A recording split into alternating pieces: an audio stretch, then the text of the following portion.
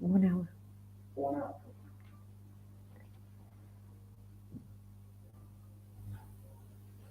Assalamu alaikum. Thank you so much for staying tuned on this very awesome day that we've had so far. The 1st of February, World Hijab Day. Of course, my name is Shreen Mahmood, and we are tuned in and connected to sisters and brothers all around the world.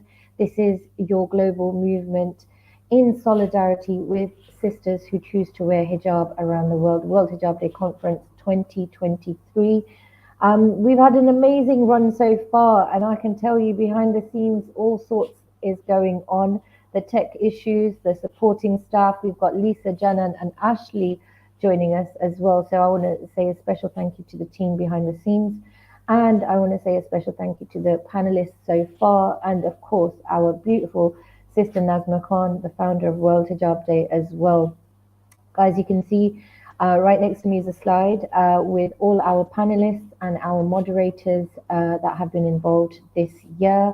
We've got Sister Mariam Jazim, who started our World Hijab Day conference this morning in a very beautiful way with beautiful Quran recitation. We've had some amazing discussions, amazing, valid points, things shared today in a very safe space for our sisters. And inshallah, you will be able to share and watch this with your friends and family throughout, the year as well. You can follow us on Facebook, Instagram, Twitter, all the social media platforms we are on. Please do share the live with your friends and family. This will inevitably become an asset to our sisters, our young sisters, to everybody going forward this year. Of course, this year's conference was all about progression, not oppression. The hashtag we've been using is hashtag unapologetic hijabi. All of that together brings us to our final segment of the day. Oh, before I bring you to the event, let me give you a special thank you. Thank you to the team, of course. Thank you to our platinum sponsors. This year we had some amazing support. We had our silver sponsor, Moderator. We had Studious Monday and Moderator join us as well as platinum sponsors. So a very special shout out and thank you to our sponsors. Without your support, all of this is not possible. And we have some amazing programs, projects that we want to talk about in the upcoming weeks. We are asking you for donations and your support. So firstly, thank you so much to everyone who supported and donated so far. It's been an amazing run. And I think we are increasing on donations slowly but surely. So a special shout out to everybody who's joined us and donated to our cause. There's some amazing programs that we are hoping to bring to you. You can check that all out on worldhijabday.com. There's a donate button. There's a donate link that will be shared in the comments as well. Ladies and gents, if you can't donate right now, please do make the intention that as soon as you can, you will donate and support World Hijab Day. Also, share it with your friends and family and give them the opportunity to support our sisters around the world who face discrimination and hate for something as simple as expressing their faith and using their human rights to choose to wear hijab, right? So, inshallah, that I think brings us to all the good stuff. Let me introduce you to Zainabrights, my sister from across the waters. It is a pleasure and an honor to have you join us once again on World Hijab Day. And let me tell you a little bit more about Zainab. She's an amazing journalist, author, and entrepreneur. She's a mom. She's more commonly known by Zainabrights, where she's speaking about social justice, standing up for the truth, speaking about all issues relating to current affairs. She's actually, after pursuing her master's degree in journalism, Zainab's actually also now the editor-in-chief of TMJ News Network in Michigan. She is an amazing sister, and I have a great deal of respect for Sister Zainab. So a warm, heartfelt welcome to Sister Zainab. Assalamu alaikum. You're too kind, and I'm humbled by your words. Honestly, I was looking forward to this. I always leave the topic discussions and you know, almost always get the media one. And I look forward to that because it plays such a Mhm. pivotal role. I can't get my words out right now. It, it plays a very pivotal role in this whole hijab situation that we have globally. And of course, it's very different in Europe, very different in America. Apologies from, we were supposed to have another guest, but today is all about me and Sister Zainab. So we're going to be Yay. trying to highlight what we've experienced in the past years, Mhm. and what we possibly can do to alleviate some of the oppression, the injustices that our sisters who choose to wear hijab around the world face. So, inshallah, if we just jump right into it, um, one of the first questions I wanted to ask is, what is the situation at the moment from your experience in America? Mhm. Um, Mhm. if we just answer that one first and foremost, please. Yeah, so basically in I mean post 9/11 you have the war on terror. Um the situation in America is getting worse for Muslims in terms of Islamophobia. You have Muslims being put on the watch list, and time again, you're having Muslims being harassed and intimidated. A lot of them are blackmailed into becoming informants, and this is just this has been going on since the war on terror.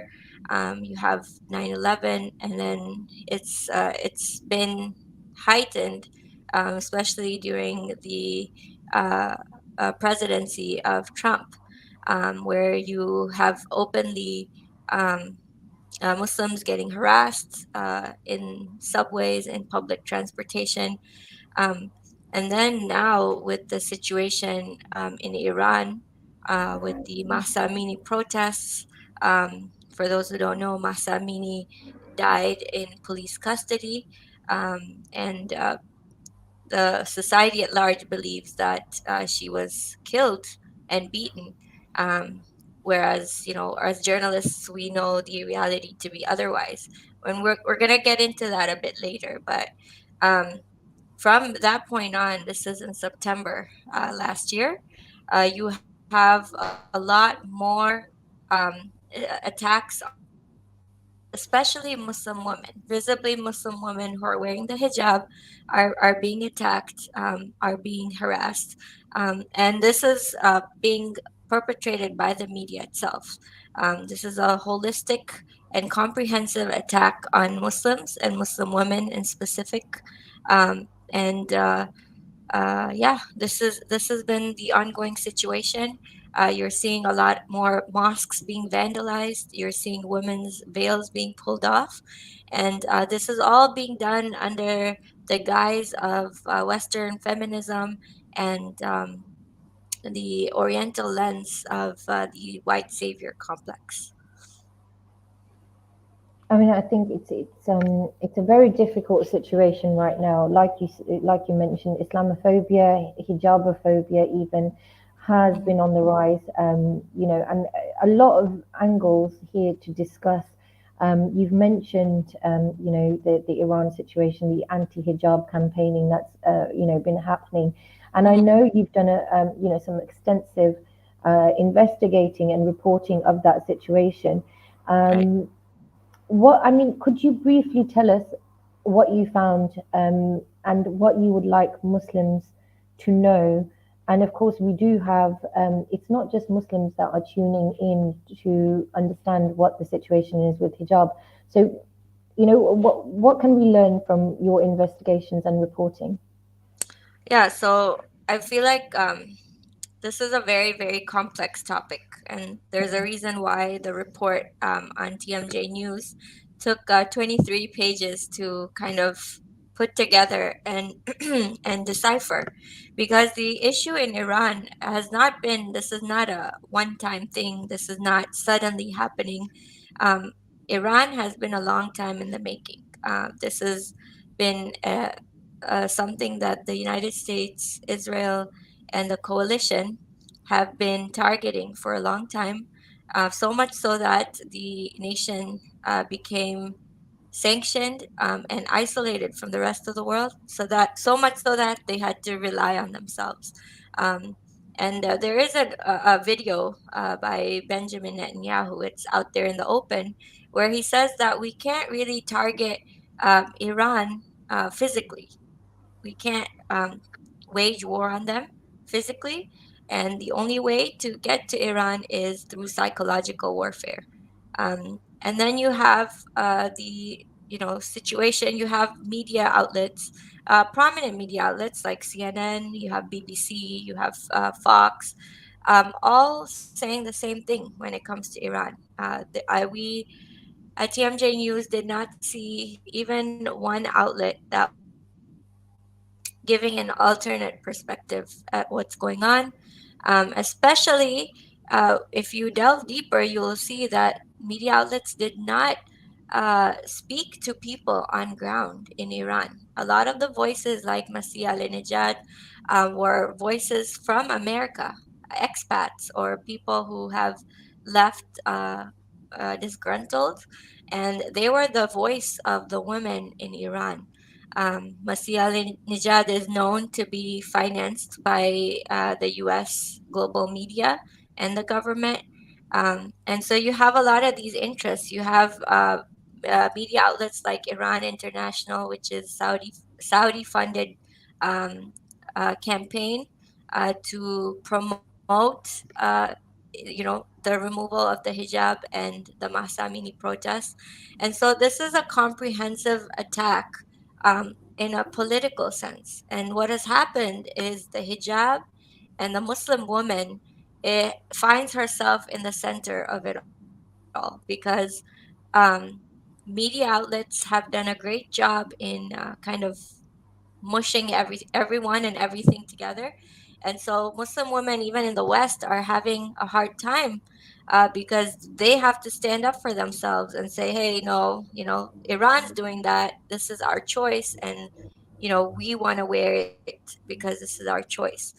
So this is really the problem, because the media has done a great job in kind of killing many birds with one stone. As we know, media is always a great tool um, by governments to push their own agendas. And we know that the United States and we know that the Western governments, like France, are very anti-Islam, anti-hijab. And so you're seeing that there's a comprehensive movement within the government, within the media, to kind of push this agenda that women who wear the hijab are oppressed. They need to be saved, and it's all under the guise of choice and liberation and empowerment.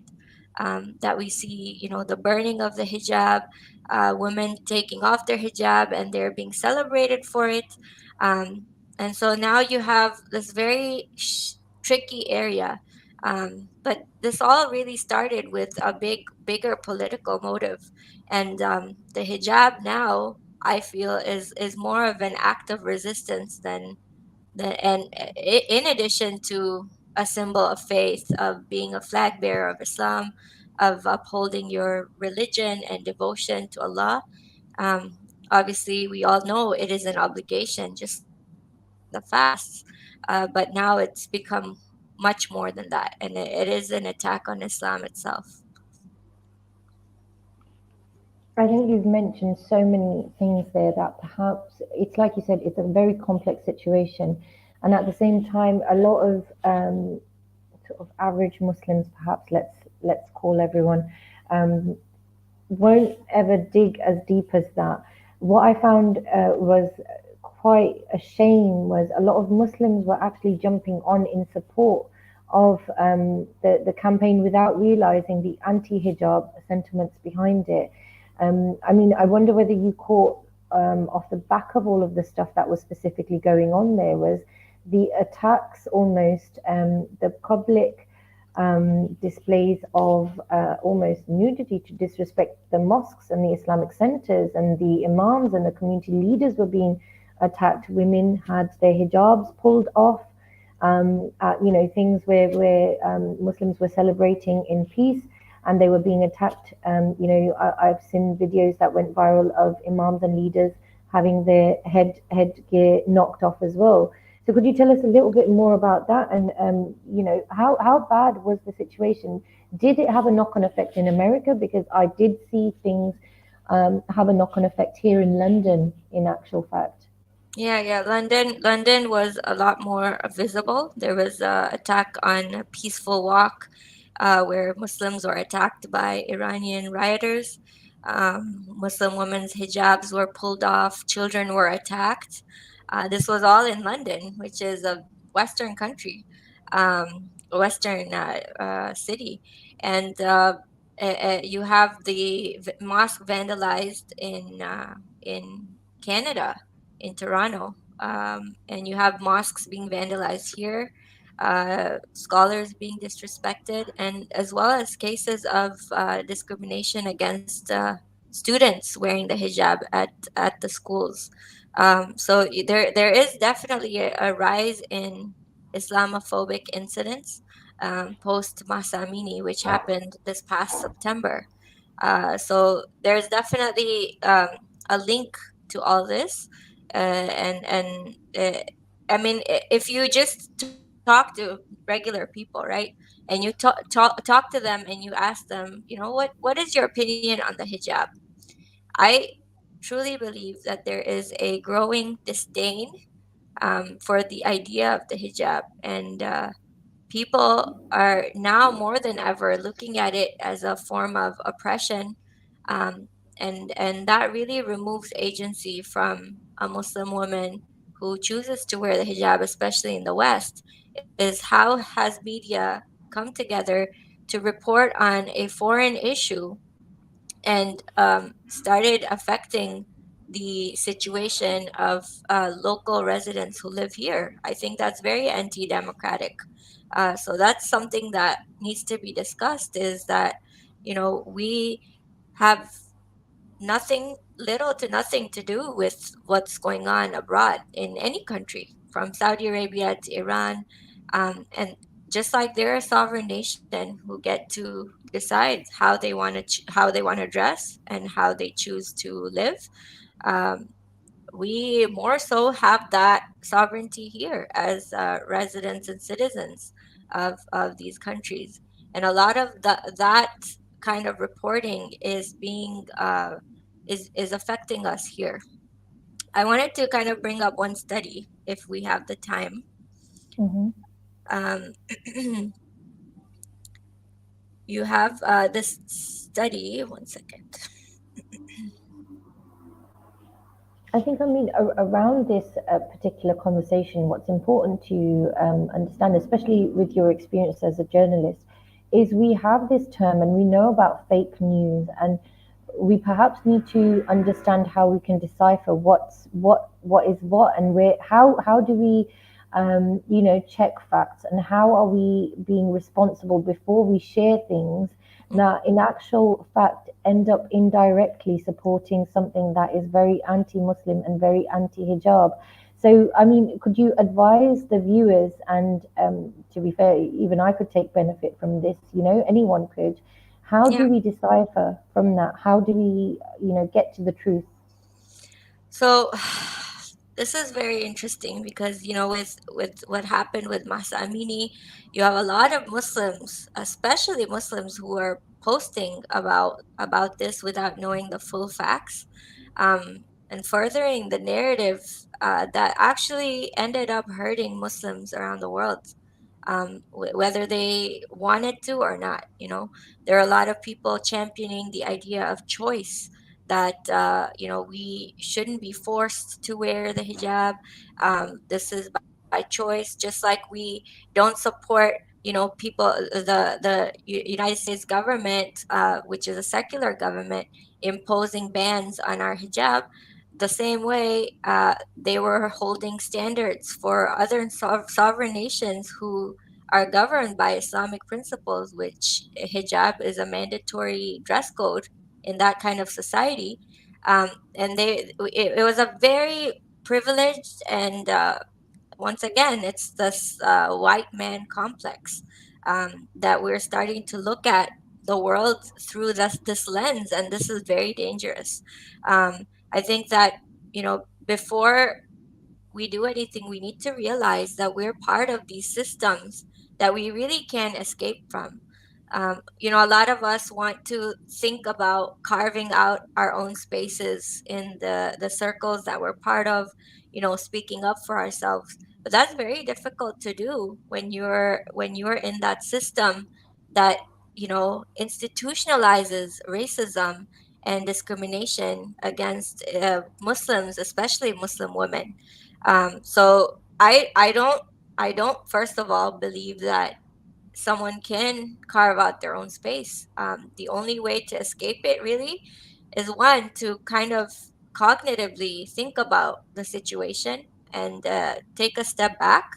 Um, if we're entrenched in a system that's meant to keep us down, uh, that means that these kind of thought processes are everywhere within our family, within our friend circles, within our even our mosques and our communities and our schools. So that's the first thing that we need to do, is start thinking about, where has this systemic colonial mindset really entrenched upon, and then, really work towards making our own kind of spaces, just like, we J, is because Fatima and I couldn't find a place for ourselves in media where we could fully be ourselves, we could live our values and speak the truth.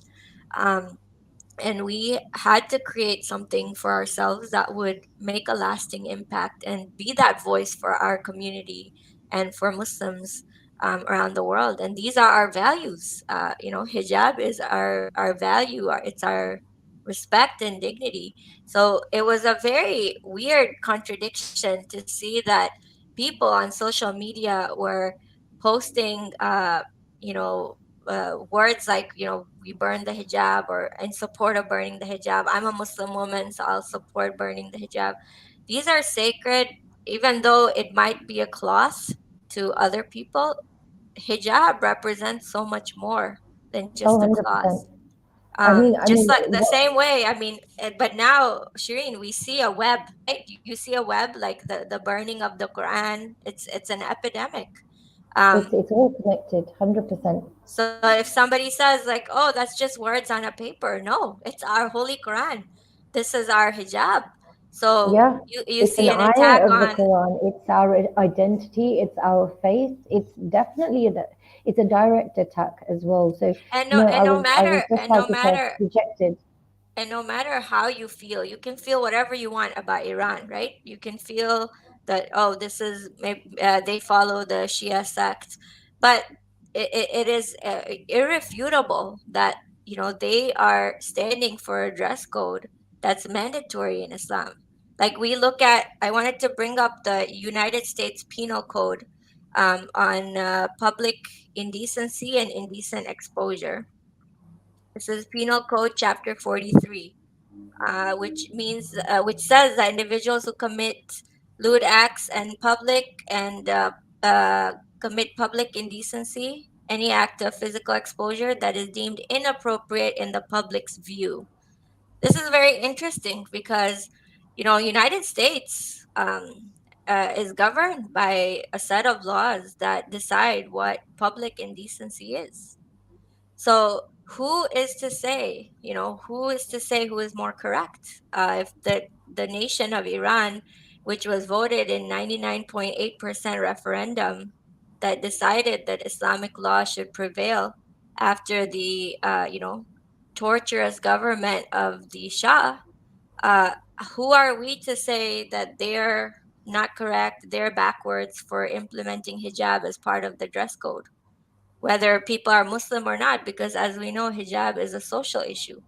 So going back to what you said about, how do we know fake news? We really need to know that we are part of a system that's meant to keep us down.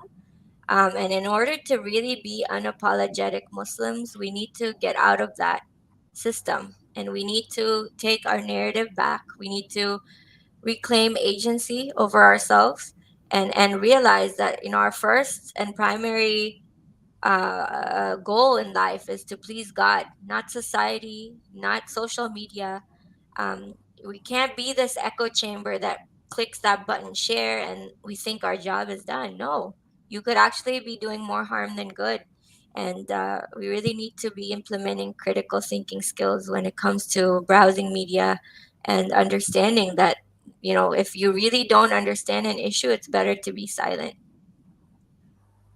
100%. And I think this is it. And in fact, Islam teaches us this. And why it is so important that World Hijab Day and platforms like this exist, and why it is so important for everybody to, be part of this movement, because in fact it's a very anti-injustice campaign. Yes, it's a pro-choice campaign. Yes, not all of our World Hijab Day supporters are Muslim. Even they come from other faiths. They're also women that don't currently wear the hijab. In this sort of in this day and age where there's so many attacks happening, we have young sisters who contact us sometimes, and they're worried about working. They're worried about even public transport, for example. So this affects us all in very different ways, whether it's career opportunities, education, academics. We know this from previous years as well, Zainab, that in the education system, for example, even in France, the way they hold back Muslim women,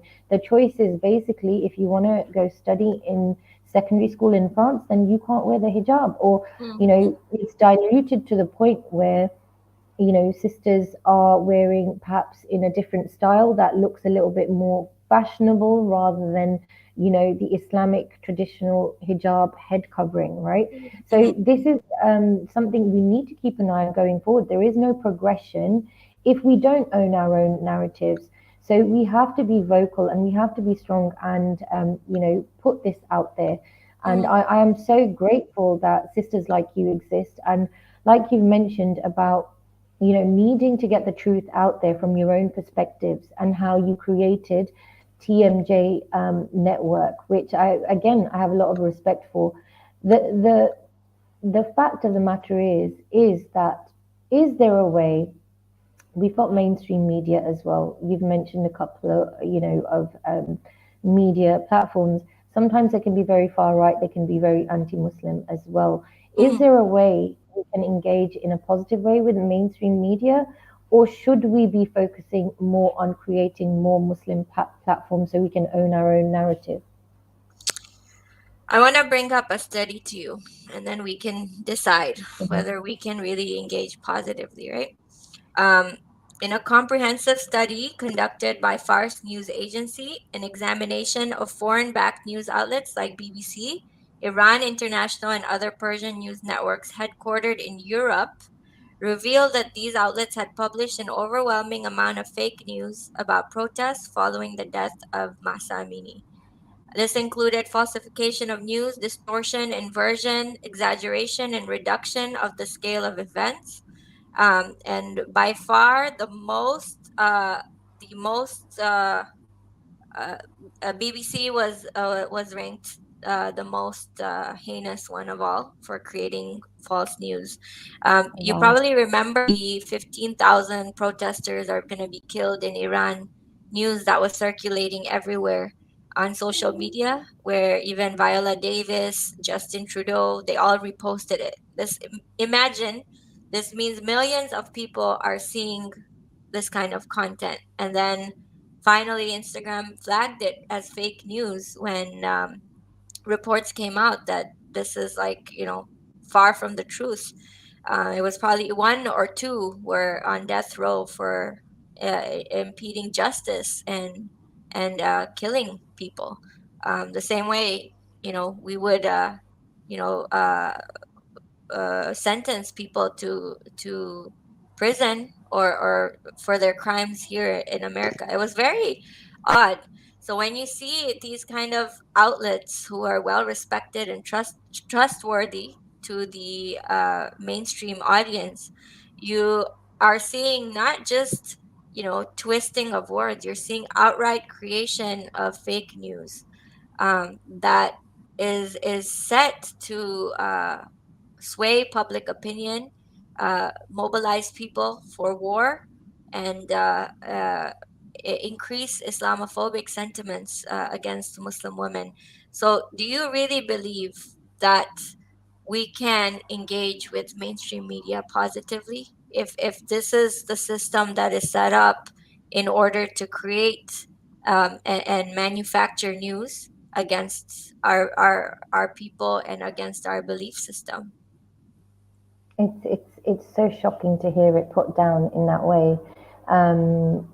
Because I to be fair, we have to have a balance as well. We want to hope that we can make a positive change, and yes, we can perhaps engage with mainstream media, but perhaps the solution is just like you've done with TMJ Network, is have our own media facilities, our platforms where we're getting our stories out.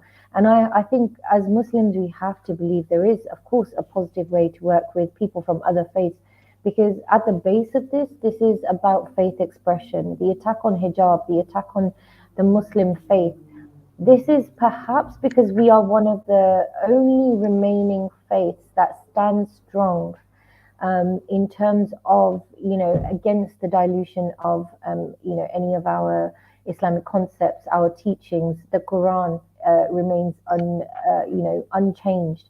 These are the things that perhaps, put us, put that target on our backs, perhaps. And I mean, we have to stay positive throughout all, because we say Alhamdulillah. If the Palestinians, for example, or anything to go on, the way they show resilience and tawakkul through the injustice and oppression they face, then our, choice to wear hijab is also a stand in solidarity for our faith. And when they come for our hijab, they are also, coming for symbols of faith, whether that is the turban, inevitably, whether that's the, The the other Quran, symbols the that Quran. people of other faiths use. So there's a connection there to be made. There's something to work together on, and I think I try and keep it with that hope that perhaps there's a way that we can connect in that way. I mean, what do you think in terms of how can people set up their own media? Is it as simple as a podcast? Because what you've done, I've seen, it takes a lot of hard work, a lot of time, a lot of support needed. And what you and Sister Fatima have managed, honestly, it's commendable. It's praiseworthy. Um, How should viewers connect and engage? so And that's the biggest thing, right? Fatima and I are journalists, and we're trained to look at news and content critically, browse sources, really dig deep. I was trained in writing. Fatima was trained in multimedia and video production, and really we have to understand our limitations too, right? I'm not a scholar. I don't know too much about Islam.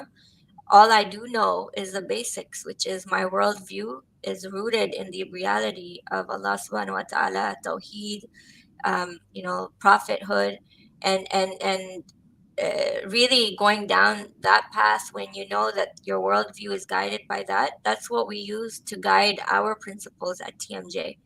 So no, I don't believe that people should just start up podcasts. That's also another epidemic that's going on, is in this chase for misinformation. you're right. Everybody really is a podcaster nowadays, and that's Mhm. very dangerous because you really have to have the sense of authority and the sense of knowledge within your field. I realize that my limitations for when it comes to Islam are going to be very limited. I'm not a scholar and I haven't studied Islamic sciences, which is it's a very deep science. Um, but from what I do know, and the guidance of scholars and consulting people, and having the sense of humility that you're not the end all be all, because sometimes even when you're in a situation, you won't be able to see or understand the truth, right? Like, for example, Shireen, how many times in our own family situations do we come up with a conclusion, and later on we find out there was different angles to that one situation that you were a part of, that you saw with your own eyes and heard with your own ears. So now imagine, when you put it out there in the global landscape, right? how do we know from sitting here in my office here in Michigan to what's going on in Iran or Saudi Arabia or Afghanistan? And you really have to get people of authority who live there, who understand the situation, who you trust. So it's really it's a complex thing to break down. But at the end of the day, you know, if you're an adherent of the Holy Prophet sallallahu alaihi wasallam, and you realize that his qualities of being al-amin and as-sadiq, or being honest and trustworthy, you have to try your best to be that. And sometimes that means being silent if you don't know what's happening in a situation. um, you can't regurgitate the news. You really have to have an understanding about what you're talking about. And I always say, you know, no information or not speaking is better than putting the Definitely. lies out there. It's better Yeah, to be silent, definitely. and silence is golden. Yeah. I mean, that's such an amazing and that's such an awesome point to have raised. And I'm so glad you did because, I mean, yes, we're talking about media, we're perhaps looking at, the traditional sort of news, TV, newspapers, but you're right. Social media has given platform to a lot of people who perhaps are not experts, and most definitely are not experts in their field, Mhm. yet they are doing very sort of, journalistic style of reporting without the facts. And I think like we've mentioned, false information and fake news, we have to be able to establish, what's true and what's not. Mhm. Um, I think for the viewers to join, what would be your top sort of advice in, going forward, how not to be negatively influenced by the media? Because what's interesting is sometimes it got to a point, and I thought to myself, we have a certain viewpoint as well, personally, and Mhm. how it affects us. If we're consuming a lot of mainstream media, does it actually affect us? Are we treating other Muslims the same way Mhm. that, Muslims are actually not supposed to be treated? I know also you've been wearing the hijab for a long time. You've chosen, a certain attire as well, which perhaps is the next progression. I mean, personally, how did you come to that, and how do you think we can step uh, away from, the whole mainstream and the whole idea of conforming to what those notions that they portray? So that's a really great and loaded question. I think it was a three-part Apologies, question. it just came to me.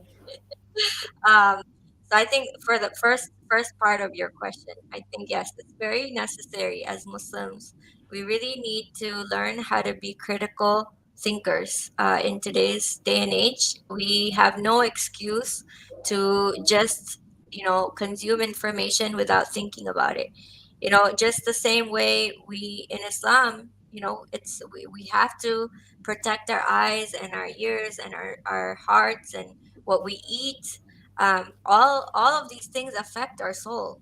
And the same way, the same thing goes for information and media. What are you consuming? What are you looking at? Is it going against Islam? Is it going against your spirituality? Is it going against your deen?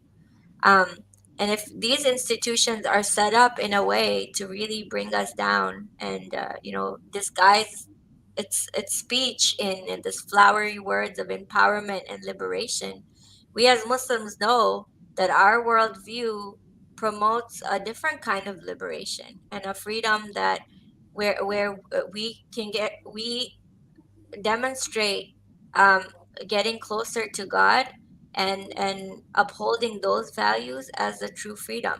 And if that means that we need to sacrifice uh, things like, you know, showing off our hair and our beauty, so be it. But the end goal is completely different. Our worldview is different.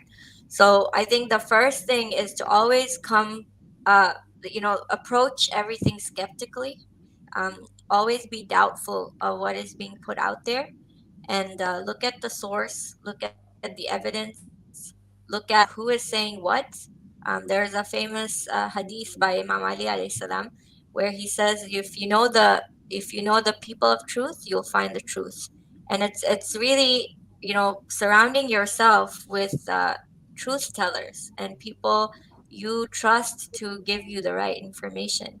Um, and once you're past that point of being skeptical, it's going to come naturally where you're going to train your eye to really look at things at a deeper level and not just at the surface level. And this is one of the dangers, right, of social media, is that you are looking at information, you don't even know where the information's coming from. Just yesterday, we're looking at the reporting on the Peshawar attack, and there's so many articles being circulated, and not just articles, like posts and blogs that are being shared everywhere, that this was a Shia mosque that was bombed. We haven't found anything that was substantiating the claim that this was a Shia mosque. So this is so dangerous. Like, and then this becomes a Shia Sunni affair, and it takes away from the in-depth issue that's truly going on in a place like Pakistan. So this is just an example of the many, many examples out there that, just be very careful of what you're consuming and how it's affecting your soul. As for, what you asked about me personally, my thoughts on hijab are, very, it's being balanced, knowing that, looking at people, at other people, as infinite potentials. You don't know where somebody's going to be, 10 years from now. I never knew that, you know all these years later I would adopt wearing the abaya. Yes, it was in my mind for the last 10 years, but it was a very hard thing for me to practice, because, there was a part of me that I didn't want to let go. I had some kind of identity. I was known to be a certain way. And, severing ties with that is very difficult. And I would have never thought I would be where I'm at now. And all I can do is continue to improve every day. Um, but yes, I adopted the abaya because of the sheer fact that I kept studying about the hijab, and I kept partaking in conferences like these, which really strengthened my relationship with my hijab and made me realize that hijab is so much more than, how it's portrayed in the media. They've really reduced our hijab to a veil, but it's just so much more. It's persistence, it's agency over your own thoughts, it's standing up to imperialism, it's cultural resistance, it is devotion to God, it is simplicity, it is a different kind of beauty that is out of this world. And for me personally, this was the best place for me to be in, but it took a while to get here. So you just never know where people are in their journey. And I just, feel like we should all look at others kindly, but also do our duty in having conferences like these, because it is part of Islam, and it is a huge part of Islam, is to maintain that modest dress code, um, that impacts society, that impacts other people. And that brings me to my second point, is our actions and our words impact other people. A lot of people have followings now. People are affecting the thoughts and processes of other people, and that is a burden to shoulder. I don't think we realize the weight of that responsibility. And so we have to be careful what we put out there. If there's anything I truly truly regret about myself, is the way I've always been in the public eye for a very long time. And I'm still in the process of deleting, images and videos, where I don't feel like, I wore the best hijab. And that's something that I regret personally, is, why was I like this? But, everyone has their own journey, and I can only try my best from here on out. Subhanallah. To be honest, that's a very empowering message, actually, because we've had these discussions in media, social media. I wonder whether we can couple social media with media now as well, because it's such a massive a way of communication in our modern age. Um, I can relate to a lot of the things that you've said. With do we regret some of the things that we've put out? Are we partaking in the social media aspect of, again, conforming to society norms? And our norms have inevitably been affected by, Western media, Western culture, Western, and not just Western, but, other cultures. Have we potentially been influenced? Has our Muslim identity been influenced or diluted? This is one of these important questions that I'm so glad you've touched on. And I wonder whether, you can leave an empowering message for the sisters who perhaps are worried about choosing the hijab, who are perhaps considering wearing the hijab, but they are thinking about, well, am I going to get attacked? Am I going to get pushed down the stairs? Will I get that job? How do you? Because it is inevitably it's a struggle, right? The hijab, it is a struggle, and it's a struggle in the way of Allah Subhanahu wa Taala. It's an obligation or a blessing. And I think just this morning I was speaking on Islam channel, and we were talking about how actually it's such a huge blessing, and this is a blessing very specific to Muslim women, and it's a huge gift of honor to us because, walking down the streets, we are clearly identifiable as Muslim women. So without speaking, without moving our lips, we are a walking, talking La ilaha illallah Muhammad Rasulullah, right? It's beautiful. And it's beautiful, subhanAllah. We're championing our faith. We are the walking, talking flags of Islam. We are the perhaps the last standing, walking, visibly believers, of our day and age. And is this why we are constantly under attack? These are the questions that we must be thinking, while we're going forward. But is there a message you'd like to share with the sisters, that perhaps they can relate to further? Yeah, I think that, as what you mentioned, but in addition to that, I think that Muslim women who don the hijab uh, are always going to war, psychological war against the institutions of colonialism and imperialism and discrimination that is set up to bring us down. So we are always at war, and it is going to be tough. There is no doubt about that. It is going to be a struggle. Struggling with your own nafs, with your own desires. We all have, goals that we want to reach. A lot of us have studied. We want the right careers for us, and a lot of them don't have space for us to live our and practice our values. And this is going to be a struggle. But I was just thinking about something earlier today, is how Islam truly is a religion of willpower. We are designed, to be the best creation of Allah subhanahu wa ta'ala because He blew His breath within us. And because of that, we have the freedom of choice. Choice truly is intrinsic. We can choose our own perfection, we can choose to be lower than the animals. And if you truly look at it, everything designed in Islam, all right, from prayers to fasting, these are all struggles of physical movement, struggles of being hungry and having an empty belly. You have the struggle of the hijab, of how people are going to perceive you, loss of identity, a lot of things. um, but if you truly look at it from the grand perspective of things, it's every single deed and every single thing we do within the Islamic framework is designed to strengthen our willpower. And that only helps us ascend closer to God.